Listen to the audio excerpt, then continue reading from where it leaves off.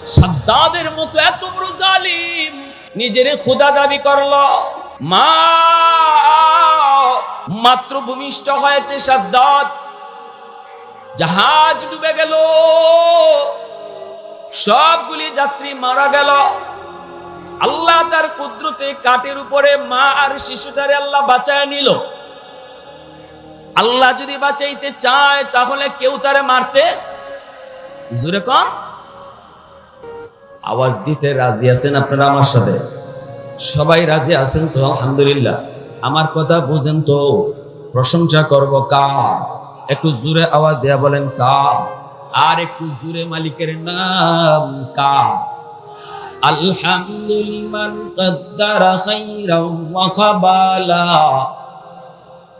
আলহামদুলিল্লাহ কদ্দারা খাইরাও ওয়া খাবালা, والشكر لمن صور حسنا وجمالا فرد صمد عن صفة خلق بريء رب أزلي خلق الخلق كمالا لا ضد ولا ند ولا حد لمولا لا ضد ولا ند ولا حد لمولا الآن كما كان ولم يلق زوالا الآن كما كان ولم يلق زوالا।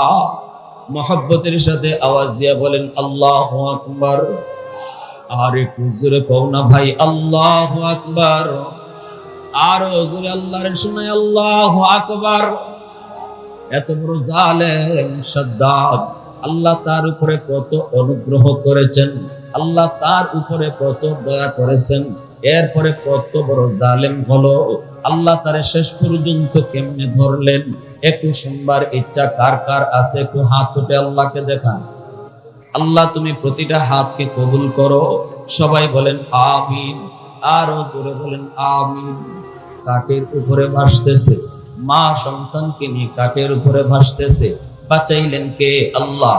এইদিকে জেলেরা নদীতে মাছ ধরার জন্য নামলো, তারা তো দেখতেছে ব্যাপার কি ব্যাপার কি। ভাইরা বন্ধুরা, হঠাৎ করে আল্লাহ পাক কয়, ও আজরাইল যাও, তাড়াতাড়ি করে যাও। ওই যে কাঠের উপরে ভাসতেছে মা আর দুধের বাচ্চা, এই মা আর দুধের বাচ্চাকে আমি আল্লাহ বাঁচায় রাখছি, তুমি যে মার জানটা কবজ করে নিয়ে আসো। মালাকুল মউত আজরাইল অবাক হয়ে গেলেন, অবাক। দুধের বাচ্চাটা একমাত্র বাচ্চার অবলম্বন হলো তার মা। দুঃখিনী মা দুধের মার দুধ খাইতেছে। ওই অবস্থায় দুধের শিশুটা যদি মার ইন্তেকাল হয়ে যায়, মা যদি মারা যায়, তাহলে বাঁচার উপায় নেই বাচ্চাটার। মালাকুল মউত আজরাইল চিন্তায় পড়ে গেলেন, হ্যাঁ এই শিশুটার কি অবস্থা হবে? কিন্তু আমার আল্লাহর আদেশ তো শিরোধার্য। আল্লাহ যখন যা বলেন তাই তো করতে হয়। এক বিন্দু আল্লাহর আদেশ থেকে নড়ার ক্ষমতা। ইদা জাআ আজালুহুম লা ইস্তাখিরুনা সাআতাও ওয়া লা ইস্তাকদিমুন। যার যখন মরণের আদেশ চলে আসবে, একটা সেকেন্ডও আল্লাহ পাক এদিক সেদিক করবেন না। আল্লাহ পাক যখন যার মরণের আদেশ দিবে, সে যদি ঘাটে থাকে ঘাটেই তার মরণ হবে, সে যদি তখন নৌকায় থাকে নৌকায় তার মরণ হবে, সে যদি তখন বাসে থাকে বাসেই তার মরণ হবে। সে ঘরে না বাহিরে এটা কখনো দেখা হয় না। বয়স তার কত তাও খেয়াল করা হয় না। কত সন্তান বাবার আগে কবরে চলে গেল, কত নাতি দাদার আগে কবরে চলে গেল। দুনিয়ায় আসার সময় সিরিয়াল মেনটেন হয়, যাবার সময় কোনো সিরিয়াল মেনটেন হয় না।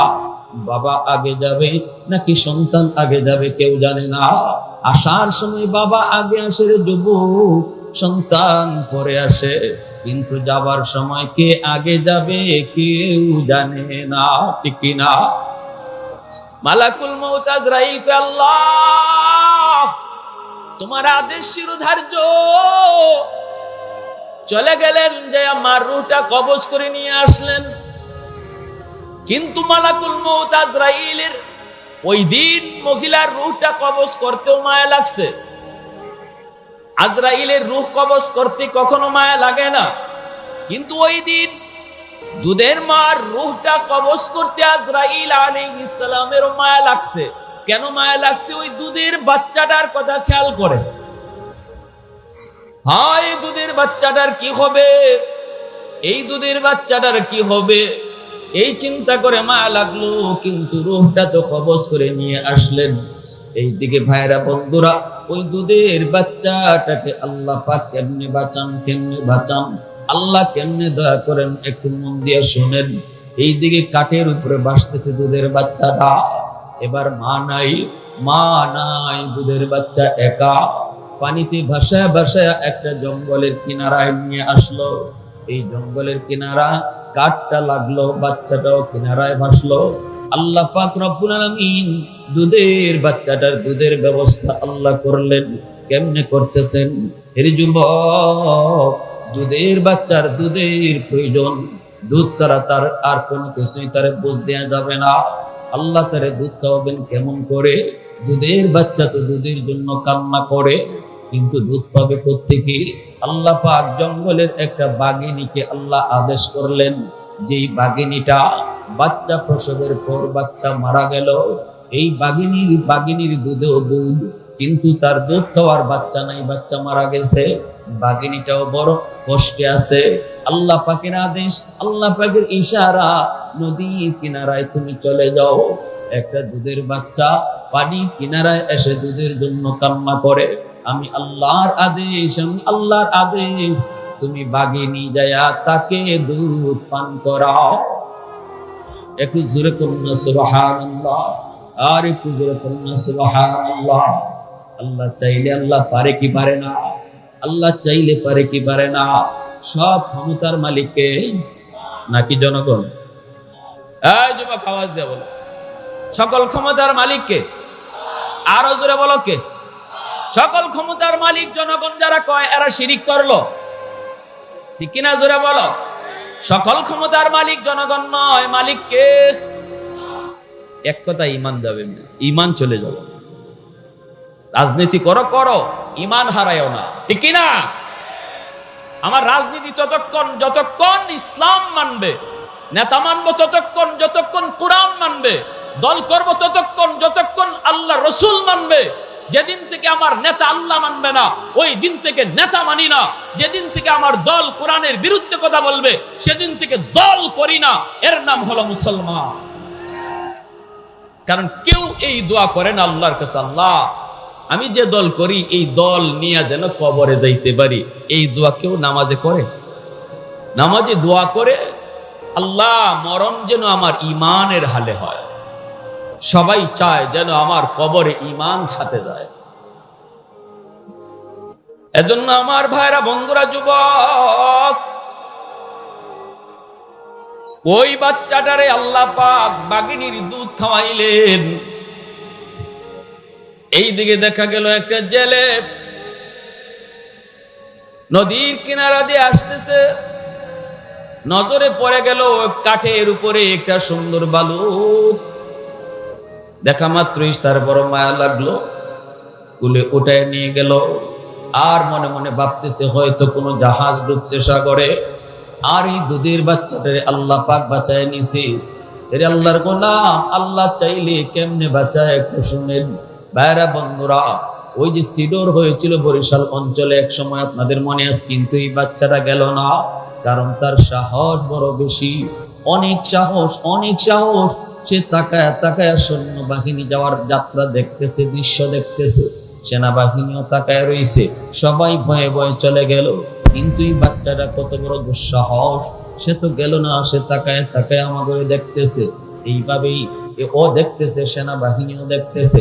ওই সেনাবাহিনীর মধ্যে ছিল একজন কানা মানুষ, অন্ধ মানুষ। অন্ধ মানুষ ছিল একজন অন্ধ সেনা। সবাই তারা মনে মনে একটা জিনিস খুঁজতেছে, ওই এই এলাকার জঙ্গলের মধ্যে নাকি একটা গাইবি কোনো একটা এরকম সুরমা পাওয়া যায়। ওই সুরমা যদি চোখে লাগানো হয়, অন্ধ মানুষ ভালো হয়ে যায়। সুরমাটা তারা খুঁজতেছে, বুঝতেছে সুরমাটা কারো পায়ে লেগে সুরমাটা পেয়ে গেল তারা। কিন্তু সেই সুরমা চুকে দেওয়ার আগেই সেনাবাহিনী কয়, এটা ভালো সুরমা নাকি এর ভিতরে কোনো বিষ মিশানো, এটা আগে পরীক্ষা করো, তারপরে চুকে লাগাও। যদি লাগাই বা ভালো নিয়তে, যদি ক্ষতি হয়ে যায় আগে একটু পরীক্ষা করে নাও। কেমনে পরীক্ষা করব? ওই পোলাটারে আনো, ওই বাচ্চাটারে আনো, ওর অনেক সাহস দেখো দাঁড়ায় রয়েছে, পরেই আনো। ডাক দিয়া তারা আনছে, আইনা বলতেছে বাবা এখানে বসো। সবাই গেল, তুমি গেলা না কেন? ওই আমার ভয় নাই, আমি আপনাদেরকে দেখতেছি। ভালো কথা, তাহলে তুমি একটু দাঁড়াও, আমরা একটা সুরমা পেয়েছি, এই সুরমাটা তোমার চোখে লাগাবো। ভালো একটা সুরমা তোমার চোখে লাগাবো। এদের উদ্দেশ্য হলো যদি সুরমার ভিতরে কোনো বিষ মিশানো থাকে তাহলে এই বাচ্চার চোখ নষ্ট হয় হোক, কিন্তু আমাদের যেন ক্ষতি না হয়। চোখের মধ্যে সুরমাটা লাগাইতে দেরি হলো, কিন্তু এই বাচ্চার চোখের সামনে অদৃশ্য জিনিস ভাসতে দেরি হলো না। ওরা মনে করছিল বিষ টিস মিশানো।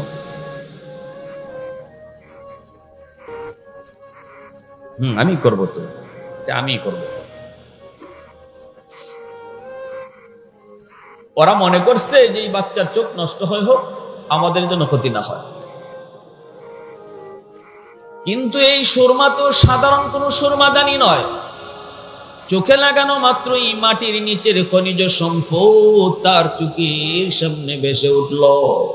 আল্লাহু আকবার জোরে বলে। কিন্তু এই বাচ্চা বড় চালাক, কয় না কিছু, জিন ধরে আছে। এখন ওরা বলতেছে কিরে বাবা কি হয়েছে, তোমার চোখটার কি অবস্থা?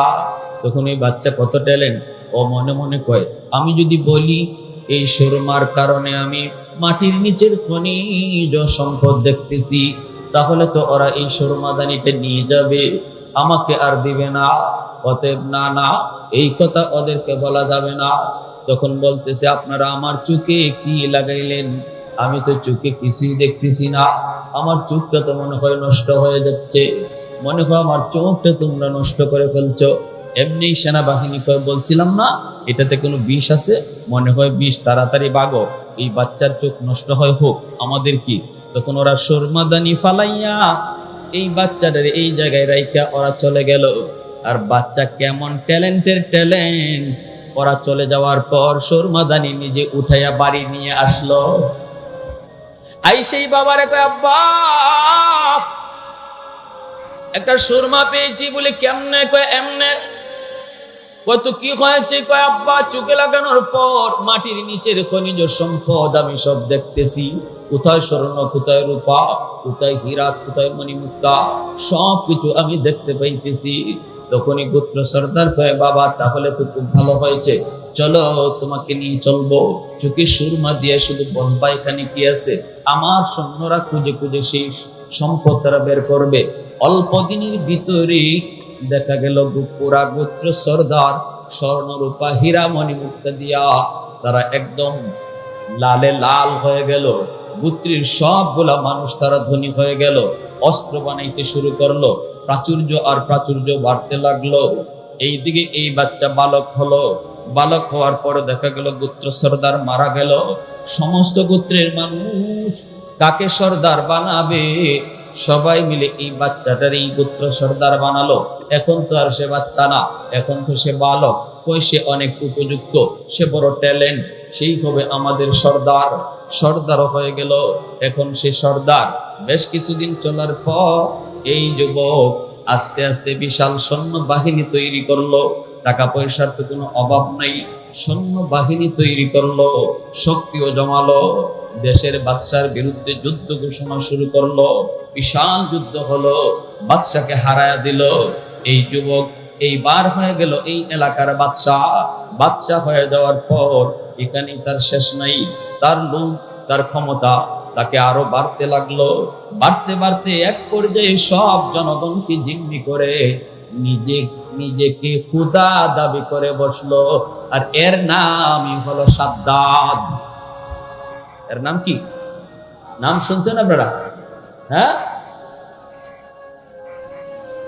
নিজে যখন খুদা দাবি করলো তখন ওই সময়ের নবী হযরত হুদ আলাইহিস সালাম ইনি আসলেন। আয়েশা বলতেছেন আপনি নাকি নিজের খুদা দাবি করছেন? সাদ্দাদ দেখো হ, তো আপনার কি হয়েছে?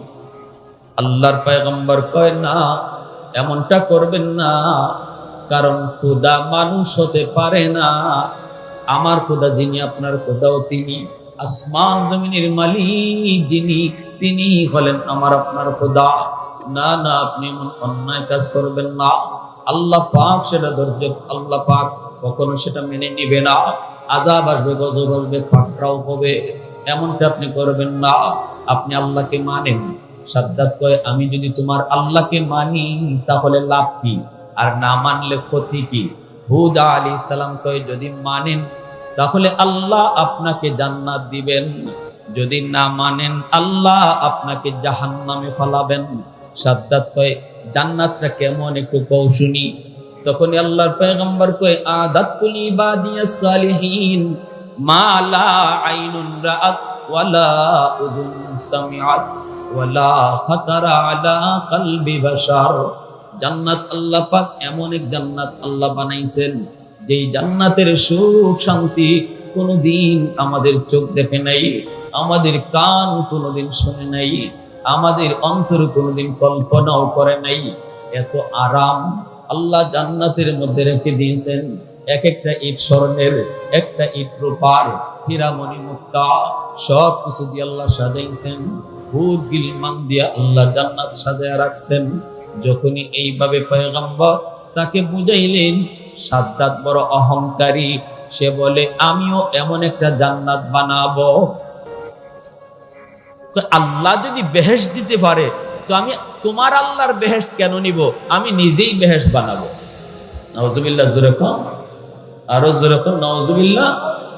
আমি তোমার আল্লাহর দেওয়া বেহেশতে কেন যাব? আমি আমার নিজের বেহেশতই বানাবো। উলামায়ে কেরাম সরকারকে বুঝায়, কখনো বুঝ নেয়, কখনো নেয় না। উলামায়ে কেরামের দায়িত্ব বুঝ দেওয়া, কথা শোনায় দেওয়া, কোনটা ভালো কোনটা খারাপ, কোনটা কল্যাণ কোনটা অকল্যাণ, কে মানবে কে মানবে না, এটা আলেমদের দায়িত্ব না। এটা ফয়সালা হবে কার সাথে? জোরে বলেন, আল্লাহর সাথে। উলামায়ে কেরামের দায়িত্ব এই নয় যে মানুষকে পিটাইয়া নামাজি বানানো, এটা আলেমদের দায়িত্ব নয়। এই দায়িত্ব আল্লাহ নবীকেও দেয় নাই। আল্লাহ পাক বলে, লাস্তা আলাইহিম বিমুসাইতির। বন্ধু, আপনি দারোগা না, আমি আপনাকে দারোগা বানায় পাঠাই নাই। আমি আপনারে পাঠাইছি ওদেরকে শুনান যে কি করলে জান্নাতে যাওয়া যায় আর কোন কাম করলে জাহান্নামী হতে হয়। এটা শুনে আপনি চলে যান, আপনার ডিউটি শেষ। ওয়ামা আলাইনা ইল্লাল বালাগ।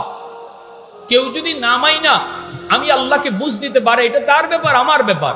বাকি এর বিষয়ে আপনার কিছু বলার দরকার নাই। উলামায়ে কেরাম সাধারণ মানুষকে এই কথা বলে, সরকারকে এই কথা বলে, বিরোধী দলকে এই কথা বলে। উলামায়ে কেরাম সবার বন্ধু, কারো দুশমন নয়। কখনো কখনো সরকার আলেমদের বুঝটাকে খারাপ মনে করে, উল্টা মনে করে, আলেমদের বিরুদ্ধে অ্যাকশনে চলে যায়। অথচ আলেমরা তার ভালোর জন্যই বলেছিল।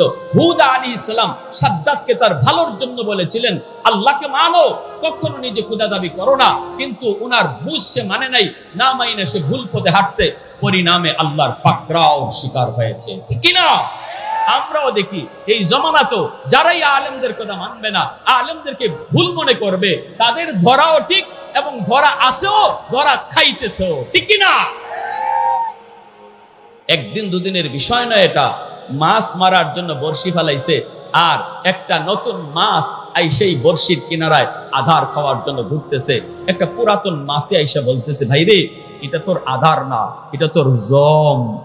জম, জম বুঝেননি আপনারা? জম করেননি? সিলেটে জম কয়, জম মানে মরণ আর কি। যে এটা তোর আধার না, এটা কিন্তু তোর জম, এটা খাবি না, এটা তোর খানা না। এটার ভিতরে একটা বড়শি আছে বাঁকা, এই বড়শিটা দেখা যায় না। আবার বড়শির সাথে একটা সুতা লাগানো আছে, পানির উপরে একটা চুটকাটি আছে। এই চুটকাটিটা তুই খানা মুখে দিলেই লড়বে। আর ওই চুটকাটির সাথে একটা কুড়া লাগানো আছে। পারের একজন লোক বসা শিকারী, শিকারী টের পাবে যখনই তুই আধারে মুখ দিবে, তখন ও শিকার করার জন্য প্রস্তুতি নিবে। তুই এটাকে আধার মনে করে খাবি, আর ওই ভিতরে যে একটা বড়শি আছে বাঁকা, এটা তোর ওই গলার দিকে লাগবে, আর ওই উপরে চুটকারিটা পানির নিচে তখন ঢুকে যাবে। শিকারী বুঝে যাবে তুই মুখে নিয়ে দৌড় দিস, তখনই তোর এসকা একটা টান দিবে। এই টান দিয়েই তোর গলার একদম গলার পাতারে এরকম ভাবে লাগবে বড়শিটা, আর টান দিয়ে তোর উপরে উঠে নিয়ে যাবে।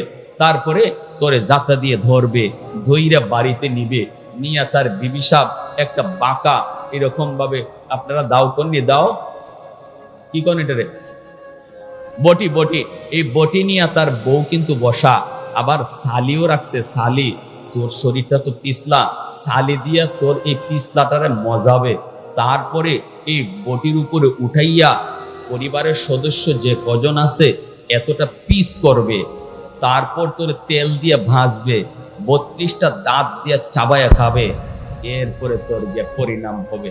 এই কথা কইয়েই পুরাতন মাস্টার বলতেছে, ভাই তুই খাবি না, আমি দুদিন আগে তোর দুনিয়ায় আসছি, অভিজ্ঞতা একটু বেশি, এটা তোর আধার না, এটা তোর জম। ঠিক আছে ভাই, আপনি একটা ভালো উপকার করছেন। এই কথা কইয়া উনি চইলা গেছে। উনি উনার কাজ চইলা গেছে, কারণ উনার কাজই ছিল এতটুকু, দাঁড়ায় থাকা তার কাজ নয়, উনার কাজই ছিল এতটুকু, বলে যাওয়া নামাজ পড়ো জান্নাত পাবে, নামাজ পড়ো না জাহান্নামী হবে। এতটুকু বইলা একজন আলেম আপনার ঘরে বসা থাকবে না, সে তার ডিউটিতে চলে যাবে। এবার আপনি নামাজ না পড়া আল্লাহকে বুঝ দিতে পারলে আপনি দিয়ে দেন, আমাদের কি অসুবিধা নাই। আর যদি ধরা খান তো আমার কি, আপনি ধরা খাবেন, আমার ডিউটি আমি পালন করলাম।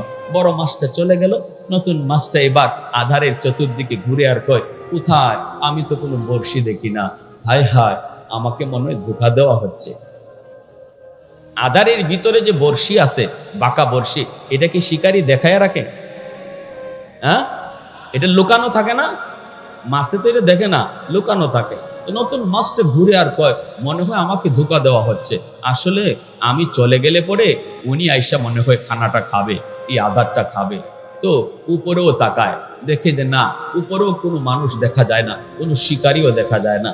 তখন সে ওভার শিওর হলো যে না, আসলে এটা আমার একটা ধোঁকা, আসলে ধোঁকা, আমাকে এখান থেকে সরাইয়া বড় ভাই এসে খানাটা খাবে, আমি খেতে দেব না, আমিই খাবো।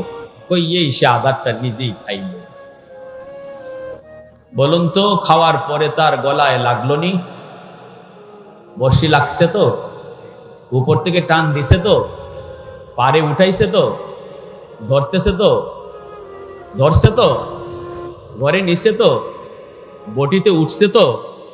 তখন কয়, হায় আমি যা বুঝেছিলাম সব ভুল বুঝেছি, হুজুর যা বলেছিল ঠিক বলেছিল, ঠিক না? আমাকে আরেকবার সুযোগ তোমরা দাও, আর আমি এই আধার খাবো না, আর খাবো না, আমাকে আরেকটা বার সুযোগ দাও। কোন শিকারী আর সুযোগ দিবে? মাছটা নাড়াচাড়া করে লাফালাফি করে এই কথাই কিন্তু বলে, আর খাবো না, আমাকে একটা বার সুযোগ দাও, আর খাবো না, আর খাবো না, একটা বার সুযোগ দাও। দেয়? দেয়? ভাইরা বন্ধুরা, হুদ আলাইহিস সালাম তখন বারবার তারে বললেন, কিন্তু সে মানল না। সাদ্দাত সে তার অহংকারী মনোভাব নিয়ে সে জান্নাত বানাবে, বেহেশত বানাবে, দুজক সে বানাবে, বানায় ফেললো বেহেশত, দুজক বানায় ফেললো।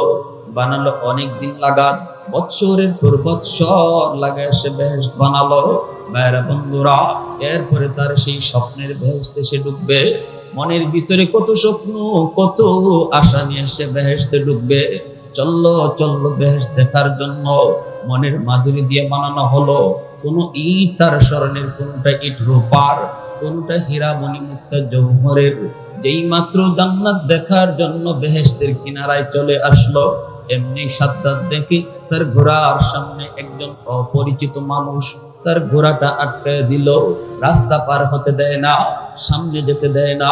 বিশাল সৈন্যবহর, সবাই সরে যায়, কিন্তু ওই অপরিচিত মানুষটা সে তো সরে না, সে তার সামনে যেতে দিবে না। সাদ্দাত কয়, কে তুমি? তখনই মানুষটাই কয়, তুমি নামো, ঘোড়ার পিঠ থেকে তুমি নামো, তোমার সাথে কানে কানে কিছু কথা আছে। এত বড় সাহস তোমার, আমাকে চিনি?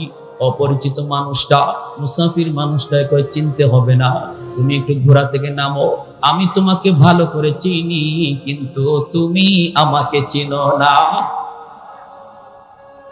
ঠিক না? ঘোড়ার পিঠ থেকে সাদ্দাত নামলো, কানে কানে যাওয়া মাত্রই অপরিচিত মুসাফির কানের কাছে আইসা তখন ডাক দিয়া বলতেছে, বাদশাহ আমাকে তুমি চিনোনি?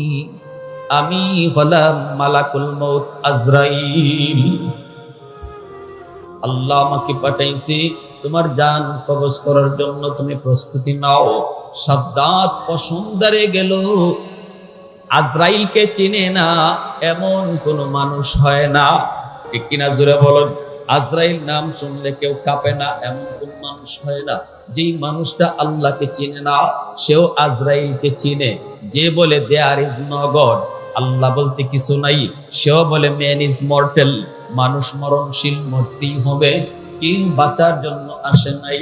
ভাইরা বন্ধুরা, মালাকুল মউত আজরাইল আলাইহিস সালাম যখন তার পরিচয় জানালেন, সাদ্দাত তখন শুধু অনুরোধ করেছিল, ভাই আজরাইল একটু সুযোগ দিবানি, আমি আমার স্বপ্নের বেহেশতটা একটা নজর দেখব, শুধু একটা নজর দেখব, আমাকে এতটুকু সময় তুমি দিবানি। মালাকুল মউত আজরাইল কয়, সাদ্দাত ইযা জাআ আজালুহুম লা ইস্তাখিরুনা সাআতান ওয়া লা ইস্তাকদিমুন। আল্লাহ পাক কখনো কাউকে সময় দেয় না, সুযোগ দেয় না। যখন যেখানে যার মরণের আদেশ, এই জায়গায় তার মরণ হয়। প্রস্তুতি নিয়ে নাও। মুহূর্তের ভিতরে সাদ্দাদের জানটা কবজ করা হয়ে গেল। শখের আর স্বপ্নের বেহেশত আর দেখা সম্ভব হলো না। সমস্ত জালেমের শেষ পরিণতি আসেনি না না? একটু জোরে আওয়াজ দিয়ে এখন আসেনি না নাই? এজন্য আমার নবী, রহমতের নবী, উম্মতের দল, সাবধান, তোমরা কখনো জুলুম করবা না। দুর্বলের উপরে জুলুম করো না, অসহায় মানুষের উপরে জুলুম করো না। ঘরের বউটা তোমার কাছে বড় দুর্বল, সে তার মা সাইরা, বাবা সাইরা, ভাই বোন, আপনজন, প্রিয়জন সব ছেড়ে স্বামীর হাত ধরে অচেনা জায়গায় এসেছি। এই ঘরে তার আপন বলতে কেউ নাই। এর যুবক, একটু দিলটা নরম করে কথাগুলি বোঝার চেষ্টা করো। তোমার ঘরে তোমার বিবি হলো সবচেয়ে বড় দুর্বল। এই জায়গায় তার মা নাই, ভাই নাই, বোন নাই, কেউ নাই। যেই মেয়েটা ছোট্ট থেকে বড় হলো মা বাবা, ভাই বোন সবার ভালোবাসা পেয়ে একটা সময়ে স্বামীর হাত ধরে অচেনা জায়গায় সে পাড়ি জমালো। যেই জায়গা ছিল তার চিরচেনা জায়গা, যেই মানুষগুলা ছিল তার আপন, ওই আপন মানুষগুলাকে সে চিরদিনের জন্য পর বানায়া স্বামীর ঘরে চলে আসলো। এই জায়গায় আপন তার কেউ নেই। তুমি স্বামী যদি জুলুম করো, তুমি যদি তার উপর অত্যাচার করো, চোখের পানিটা মাটিতে পড়বে না।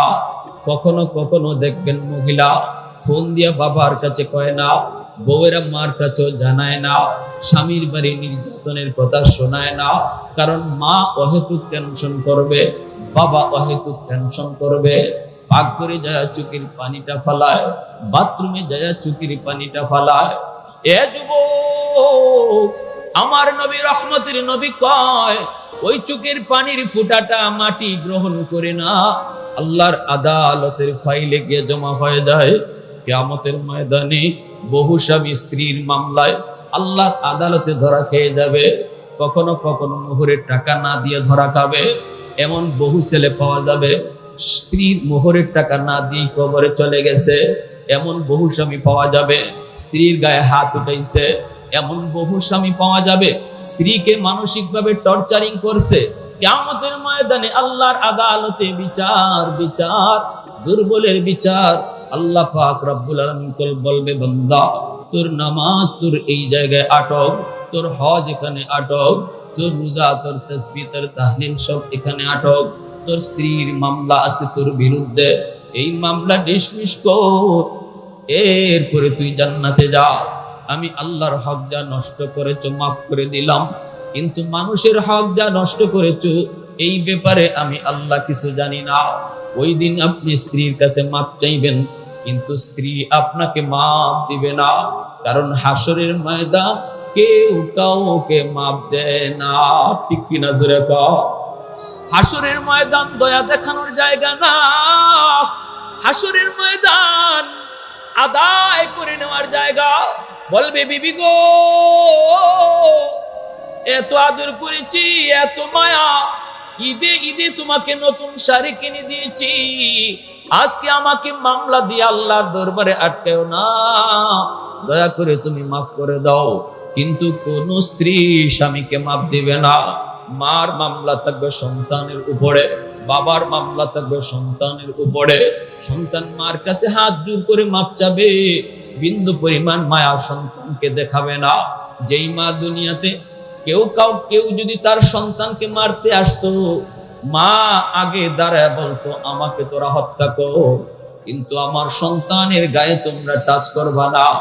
ওই মা ও কিয়ামতের ময়দানে সন্তানকে বিন্দু পরিমাণ মায়া দেখাবে না। আমার ভাইয়েরা বন্ধুরা, জন্য বলছিলাম যুবক, মানুষের হক বড় খতরনাক, বড় সঙ্গীত। নামাজ তোমার আটক, রোজা তোমার আটক, হজ তোমার আটক। এজন্যই তো আমার নবী, রহমতের নবী, মরজে মৌতের আগে নবীজি মসজিদে নববীতে এলান করেন, সাহাবীরা কোন দিন জানি আমার মরণের ডাক চলে আসে, এর আগে আমি তোমাদের কাছ থেকে মাপ নিতে চাই।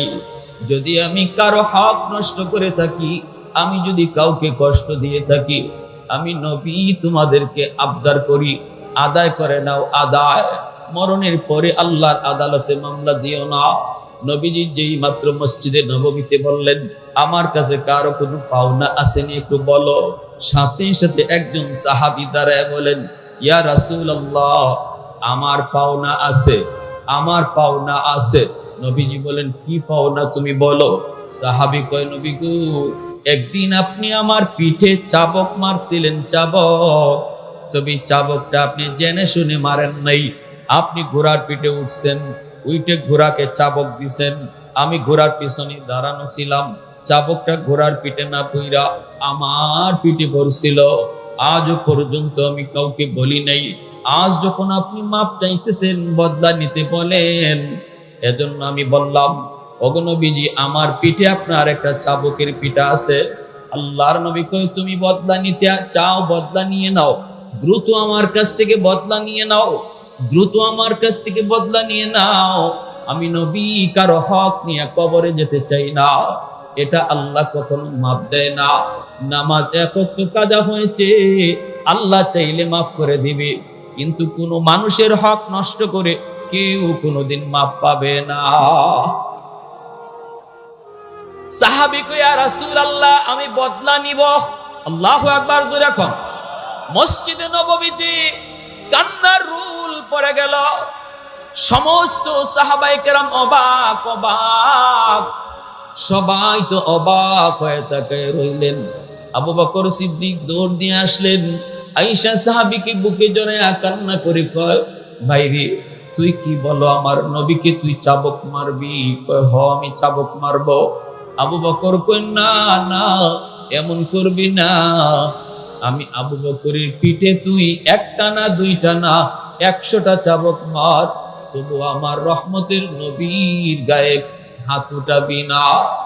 আল্লাহ নবী কয়, আবু বকর, রাস্তা ছেড়ে দাও, তাকে সামনে আসতে দাও। দুনিয়ার জমিনে পিঠে চাবুক নেওয়া ভালো, কিন্তু আল্লাহর আদালতে চাবুক নেওয়া ভালো না। দুনিয়ার আদালতে মাপ নিয়ে নেওয়া বুদ্ধিমানের কাম, আল্লাহর আদালতে মামলা নিয়ে হাজির হওয়া বোকার কাম। বোকা মানুষ এমন কাম করে, বুদ্ধিমান কখনো এমন করে না। আবু বকর, তুমি তারে রাস্তা ছেড়ে দাও। সাথে সাথে হযরত উমর দৌড় দিয়ে গিয়ে তারে জড়ায় ধরলেন। জড়ায় ধরে বলতেছেন, ভাই, তোর পায়ে ধরে আমি মাপ চাই, ভাই, তোর পা ধরে মাপ চাই। আমার নবীর গায়ে তুই হাত উঠাবি না, আমার নবীর গায়ে হাত উঠাবি না। আমি উমর এত শক্ত দিলের মানুষ, আমি কান্না করতেছি, দেখ একটু তাকে দেখ। আমি উমর আমার পিঠটা তোর সামনে খুলে দিলাম, যত পারো মারো, যত পারো চাবুক দাও, তবু আমার রহমতের নবী, যেই নবীর পিঠে মশা বয় না, মাছি বয় না, আমার ওই নবীর পিঠে তুই চাবুক দিবি না। তখন আমার নবী কয়, উমর, রাস্তা ছাড়ো, তার সামনে আসতে দাও। একটু জোরে কোন আল্লাহু আকবার, আর একটু জোরে কোন আল্লাহু আকবার। কৌনৈনি মুখতার খুদা তুমকো বানায়া, কৌনৈনি মুখতার খুদা তুমকো বানায়া, उम्मत का निगाहबान खुदा तुमको बनाया, उम्मत का निगाहबान खुदा तुमको बनाया।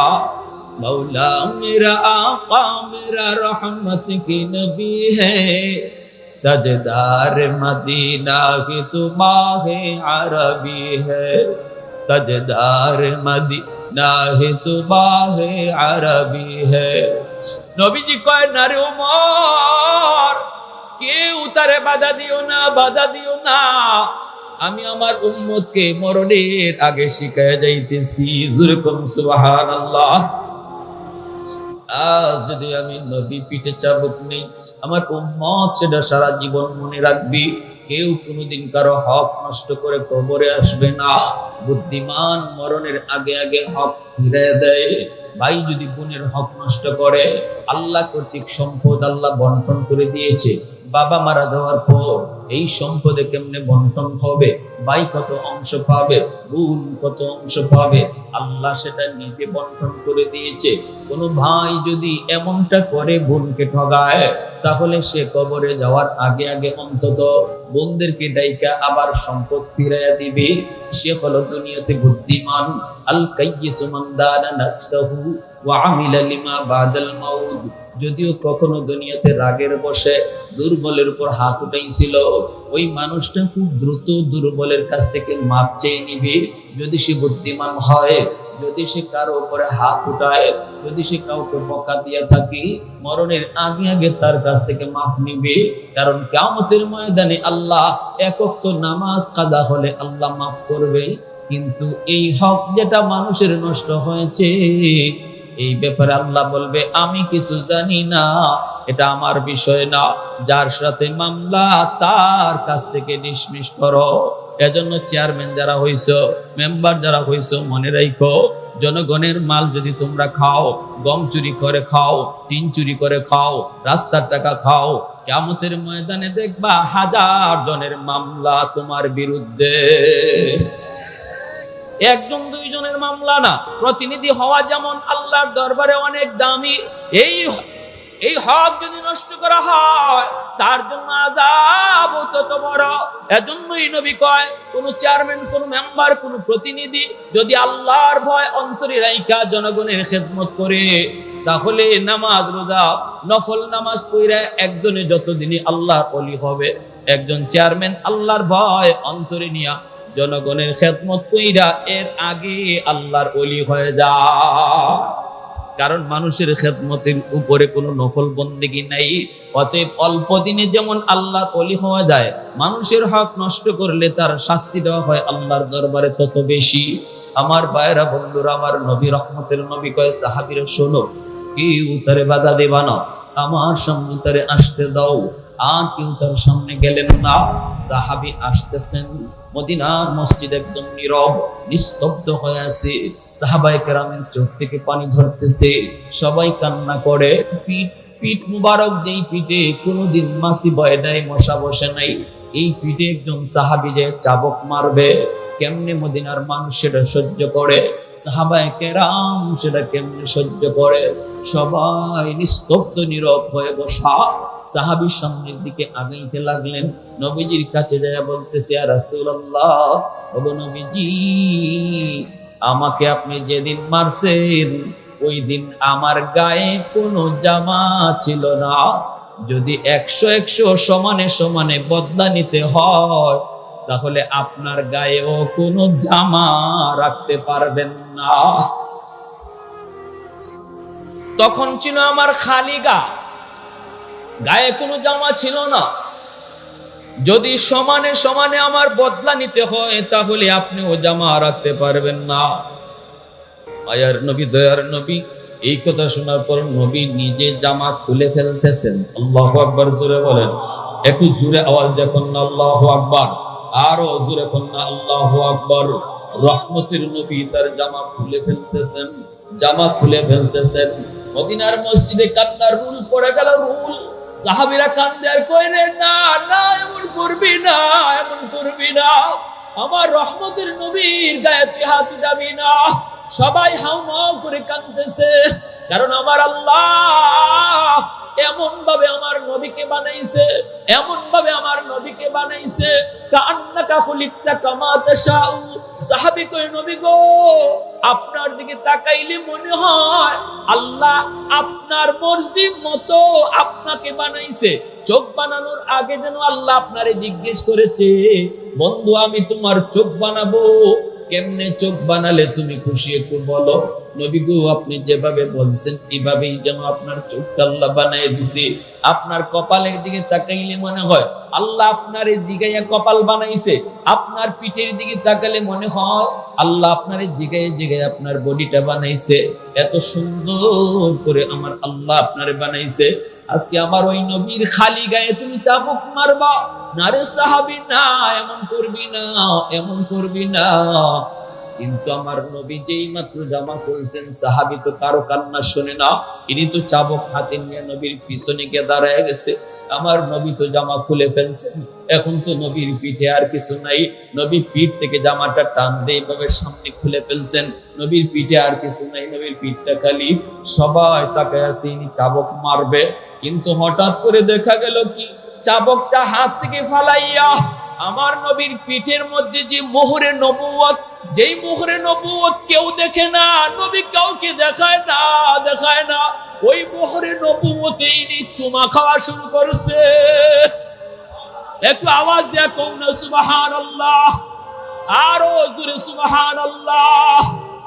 উলফত মে তেরি ওয়াইসে নে দন্দন কো তোরা, अबू बकर उमर नक्श कदम तेरा न छोड़ा, उल्फत में तेरी वैस ने दंदान को तोड़ा, अबू बकर उमर नक्श कदम तेरा न छोड़ा, ऐ उशाक़ नबी वाक़े असरार मदीना, सुल्तान का सुल्तान है सुल्तान मदीना, सरकार का सरकार है सरकार मदीना, गुलजार का गुलजार है गुलजार मदीना। मोहब्बतेर साथे कोन अल्लाहु আকবার, आरो जोरे अल्लाहु আকবার।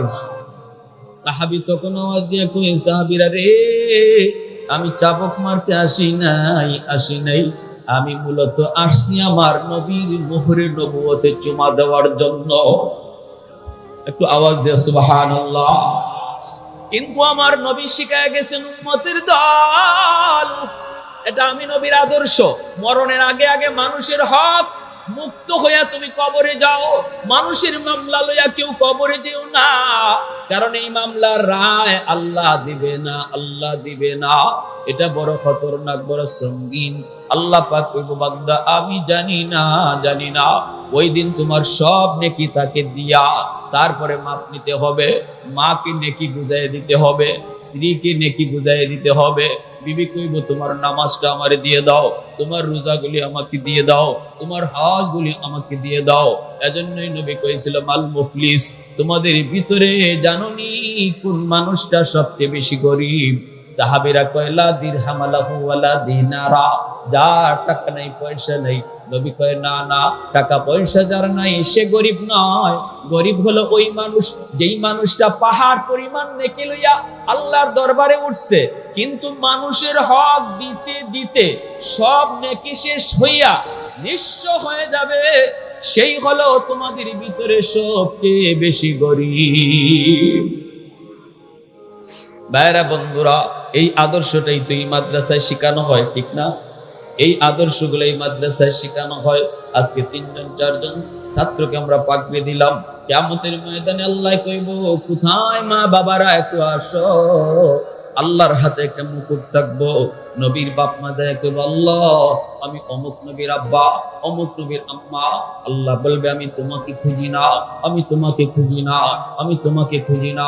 আল্লাহ কাকে যেন খুঁজতেছে? আল্লাহর হাতে একটা মুকুট, আল্লাহর হাতে একটা পাগড়ি। দাউহু আহসানু মিন দাউইশ শামস, যেই মুখ পাগড়িটার পাওয়ার, যেই মুকুটের পাওয়ার সূর্যের পাওয়ারের চেয়ে বেশি হবে। ওই অবস্থায় একজন হাফেজে কোরআনের আম্মা, একজন হাফেজের আব্বা দেয় কইব, আল্লাহ আমি অমুক হাফেজে কোরআনের আম্মা, আমি অমুক হাফেজ সাহেবের আব্বা, আমি অমুক আলেমের মা। আল্লাহ পাক তখন হাসরবাসীর সামনেই বলবো, আমি তো তোমাকে খুঁজতেছি। ওই দিন আল্লাহ আলেমের বাপমার মাথায় পাগড়ি পড়াবে, হাফেজের বাপমার মাথায় পাগড়ি পড়াবে। আল্লাহ কইব, দুনিয়ায় তোমার সন্তানের মাথায় পাগড়ি পড়াইছে দুনিয়ার মানুষ, আর হাসরের ময়দানে তোমরা বাপমার মাথায় পাগড়ি পরাবো আমি আল্লাহ। এমন মা বাবা হওয়ার ইচ্ছা কার কার আছে? একটু হাত উঠে আল্লাহকে দেখাও। আল্লাহ তুমি কবুল করো। জোরে বলি আমিন, আরো জোরে বলি আমিন। ভাইরা বন্ধুরা, জন্য বলি, একটু কথা মনোযোগ দিয়ে শুনেন। আমার নবী, রহমতের নবী, কয় কিয়ামতের ময়দানে আল্লাহ পাক রব্বুল আলামিন কইব, কই হাফেজ সাহেবের আব্বা আম্মারে নিয়ে আসো। হাফেজ সাহেবের আব্বা আম্মা যদি জাহান্নামী হয়, জাহান্নাম থেকে আনা হবে। তখনই তার দাদা দাদি কইব, তোমরা যাই আমাদের কথা একটু কইও, আমরা একটু বিপদে আছি, সে তো আমাদেরও নাতি, মায়া করছি, আদর করছি। তখনই বাপ মায় আইসা কইব, বাবা, আমাদের মা বাবাকে জাহান্নামে রাইখা আমরা জান্নাতে যাইব না। তুমি যদি তোমার বাপ মা ছাড়া জান্নাতে না যাও, আমরাও বাপ মা ছাড়া জান্নাতে যাব না। তখনই আল্লাহ কইব, যাও তার দাদা দাদি নানা নানিকেও তুলে নিয়ে আসো। দাদা দাদি নানা নানিকে যখন তুলে আনতে যাবে, এলাকার মানুষেরা কইব, ভাই, আমরা ওই এলাকার মানুষ, যেই মাদ্রাসায় পইরা তোমার নাতিটা হাফেজ হইছে, আমরা ওই এলাকার মানুষ, আমরা এই মাদ্রাসায় সাহায্য করছি, এই মাদ্রাসায় সহযোগিতা করছি, আমরা বড় বিপদে আছি, একটু তারে যায় কইও। দাদা দাদি নানা নানি এসে কইব, ভাই রে শুন, যেই মাদ্রাসায় পইরা তুমি হাফেজ হইছো, আলেম হইছো, ওই এলাকার মানুষ কিছু জাহান্নামে আছে, এরা তোমাকে একটু পড়ালেখার সুযোগ করে দিছিল, খাওয়া থাকার সুযোগ দিছিল, যার কারণে তুমি আজকে হাফেজ হইছো, আলেম হইছো, এদেরকে একটু তুমি বাঁচানোর চিন্তা করো। তখনই কইব, আল্লাহ, ওই মানুষগুলা যদি সহযোগিতা না করতো, আমি আমার সিনায় তোমার কোরআন নিতে পারতাম না, তাদেরকে সারা জান্নাতে যাবো না। তখনই আল্লাহ কইব, যাও ফেরেশতারা, যাও জাহান্নাম থেকে ওই মানুষগুলাকে তুলে নিয়ে আসো। দুইটা সারিতে দাঁড় করানো হবে। মিশকাত শরীফের টিকার মধ্যে এসেছে, দুইটা সারিতে দাঁড় করানো হবে এলাকার মানুষগুলিকে, আর মাঝখান দিয়ে আল্লাহ পাক হাফেজ সাহেবকে ছেড়ে দিবে, কোরআনের পাখিকে আল্লাহ ছেড়ে দিবে, আর বলবে, তোমাকে যতজনে চিনবে, তুমি যতজনকে চিনবা, তাদের সবাইকে নিয়ে বর যাত্রীর মতো জান্নাতে ঢুকো।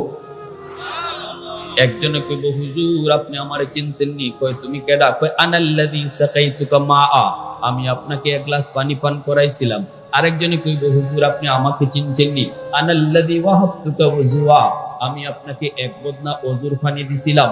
মুহাদ্দিসিনে কেরাম বলে, এখানে পানি আর ওযুর পানি উদ্দেশ্য না, যতজনে যতভাবে সহযোগিতা করছে সবাই তখন বলবে, আর তার মনে পড়বে। তখনই আল্লাহকে কইব, আল্লাহ, অমুকে অমুকে অমুকে অমুকে অমুকে অমুকে এইভাবে সাহায্য করছে। আল্লাহ কইব, বরযাত্রী যেভাবে বরের সাথে জান্নাতে যায় কোন হিসাব ছাড়া, তোমরাও এইভাবে হিসাব ছাড়া জান্নাতে ঢুকো। তো আওয়াজ দিয়ে এখন সুবহানাল্লাহ। একজন ভাই হিম্মত করে সবার আগে কোন, আমার নবীর ঘরে কে 10,000 টাকা দিবেন? আল্লাহ তার আওলাদ থেকে হাফেজ আলেম কবুল করো, আল্লাহ তার আওলাদ থেকে মুফতি মুহাদ্দিস কবুল করো, আল্লাহ তার সন্তানকে তুমি হাফেজ বানাও, তার নাতিকে তুমি হাফেজ আলেম বানাও। দানের উসিলায় যেন আল্লাহ পাক আপনার রক্ত থেকে কোরআনের পাখি আল্লাহ কবুল করে নেয়। সবার আগে একজন ভাই 10,000 টাকা কে দিবেন? একটু হিম্মত করে সবার আগে হাতটা জাগান। একজন ভাই উঠবেন না, অনুরোধ করে বলি, আমি একজন মুসাফির, নবী কয় মুসাফিরের দোয়া কবুল হয়। আমি আপনার নাম ধরে আল্লাহর কাছে একটু দোয়া করব। সবার আগে একজন ভাই 10,000 টাকা দিবেন। আমার নবীর বাগানে খবর যেন সাথে সাথে নবীর রওজায় আল্লাহ পৌঁছায় দেয়। দোয়া করব। কে আছেন হিম্মত কিনা? জনাব মোহাম্মদ রাফি ভাই 10। লা শাক্কা ফি দাওয়াতুল মাজলুম ওয়া দাওয়াতুল মুসাফির ওয়া দাওয়াতুল ওয়ালিদ আলা ওয়ালাদিহি। নবীজি বলেন, উম্মতের দল 3 ব্যক্তির দোয়া বদদোয়া আল্লাহর দরবারে কিন্তু সরাসরি কবুল হয়ে যায়। এক ব্যক্তি হলো মজলুমের দোয়া বদদোয়া। দুর্বলের উপরে যদি কেউ জুলুম করে, সমাজের ভিতরে একদল মানুষ তারা হলো সবল, আরেকদল মানুষ হলো দুর্বল। দুর্বলের উপরে সবল মাঝে মাঝে জুলুম করে, কখনো কখনো মজলুম ওই দুর্বল মানুষটা জুলুমের শিকার হওয়ার পর দুনিয়ার কারো কাছে বিচার দেয় না, মেম্বারের কাছে বিচার নিয়ে যায় না, এমপির কাছেও বিচার নিয়ে যায় না, চেয়ারম্যানের কাছেও বিচার নিয়ে যায় না। কারণ হলো সমাজে বিচার আচার যখনই হয় স্বাভাবিকভাবে দেখা যায় সবলের পক্ষেই বিচারকরা রায় দেয়। আওয়াজ আসতে কেন জোরে কর না? অধিকাংশ বিচারক মুখ চিহ্নে কথা কয়, মুখের দিকে তাকায় কথা কয়, হক কথা কইতে ভয় পায়। পয়সা যার বেশি তার পক্ষেই রায়, ক্ষমতা যার বেশি তার পক্ষেই রায়। আজকাল তো সমাজে টাকা দিয়া বিচার কিনা যায়, 500 টাকা দিলে পরে বিচারের রায় ঘুরে যায়। আসেনি না নাই? জানি না আপনাদের রাজশাহী অঞ্চলে কেমন, আমাদের সিলেটের অঞ্চলের কথা বলি। এক লোকে বিচার হওয়ার আগের দিন যায় বিচারক একজনকে 500 টাকা দিয়ে কয়, চাচা আগামীকাল তো আমার বিচার, আপনি আমার পক্ষে একটু কথা বললেন, নেন 500 টাকা ঘুষ। দিছে তারে 500 টাকা ঘুষ। বিচারে বৈশা তার উল্টা কয়, তার পক্ষে কথা কয় না। সে তো অবাক, আমি রাতে দিয়ে আসলাম 500 টাকা, আমার পক্ষে কথা বলবে, কিন্তু না, কথা তো পক্ষে বলে না। মানুষের সামনে কেমন করে কয়, তোমাকে 500 টাকা ঘুষ দিলাম, আমার পক্ষে কথা বলবা, উল্টা কেন বলো? কেমনে বলে? শরম লজ্জা। তাহলে ইশারায় বলতে হবে। ইশারায় কয় আছে, কি কয়? 5 মানে 500, 5 মানে। চাচা বলে, কি করব তোর 5-এ, ঠেলায় এনে 10-এ।